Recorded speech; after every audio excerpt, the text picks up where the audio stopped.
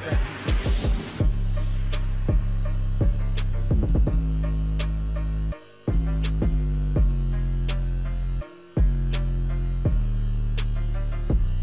Alright, so I don't really have too much of an opinion about this episode.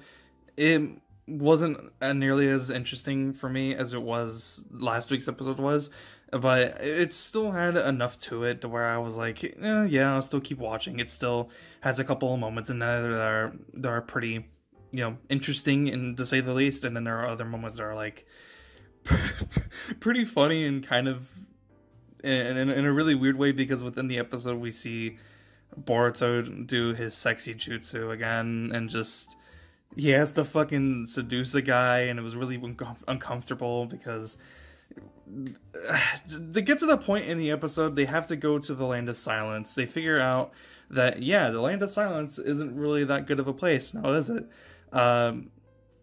Obviously Konohamaru and Mugino, they understand, the world and the way that it is outside of the five great nations, right? And they understand that the five great nations, whilst they're united together and they're at peace with each other, all the other smaller nations are at war with each other, and the Land of Silence is filled with a whole bunch of criminals.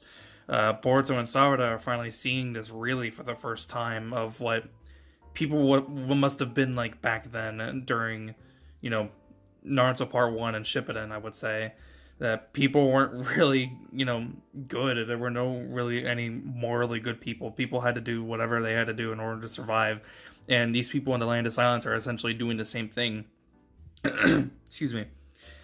Like, there's a point in the episode where they get to the Land of Silence, in the actual village itself, where they actually see a guy, and he's selling a whole bunch of headbands that have belonged to other shinobi from other different shinobi villages. And they're insulted by it, because Boruto immediately assumes that aren't shinobi headbands supposed to be something that are worn with pride.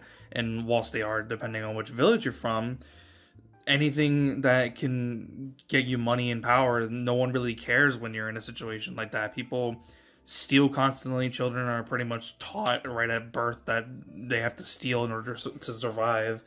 Just the fact that they're seeing this for the first time, like, actually, for, really just, and to see the reaction to it, and the fact that they're just genuinely surprised by it, I think it's something that they really needed to see and get, thrown into their heads. Like, yeah, people are still kind of not in a really good state of mind, and like, not before the Great Ninja War and not after the Great Ninja War. People are still in dire situations, and they're still doing what they need to do in order to survive.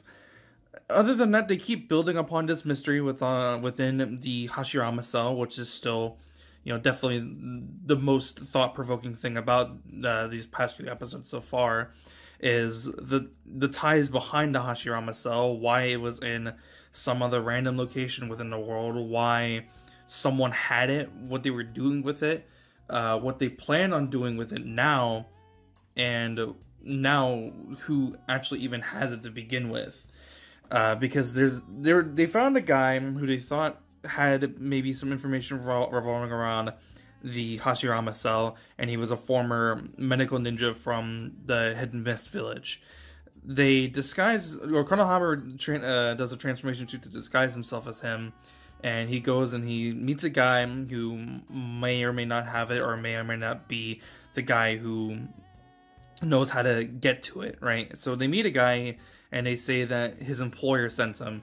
Turns out the dude is infected with the actual Hashirama cell itself, and the episode goes off from there.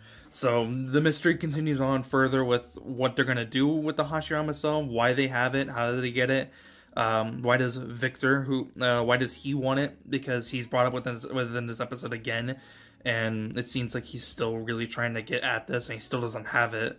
And who currently has it, and what is his importance? What importance does he have for the arc itself? And yeah, that's kind of basically what the episode is. Like I said, it wasn't nearly as thought-provoking, I should say. I don't really know if I'm using the right term of phrase. It just wasn't nearly as good as last week's episode. There were a lot of moments within last week's episode that I thought were stellar, and then this one was just like, oh yeah, there are a couple of neat moments. I kind of liked that moment in particular, and just, I went about just after that just thinking, yeah, it was okay. The previews for next week's episode don't really do anything for me. They don't really get me excited for anything, but hopefully next week's episode is better. And I don't know what they're going to do, but maybe they'll do something interesting. So yeah, that was the episode. If you enjoyed, be sure to leave a like, and if you didn't, subscribe. See you guys next one. That's the end of the video. Peace.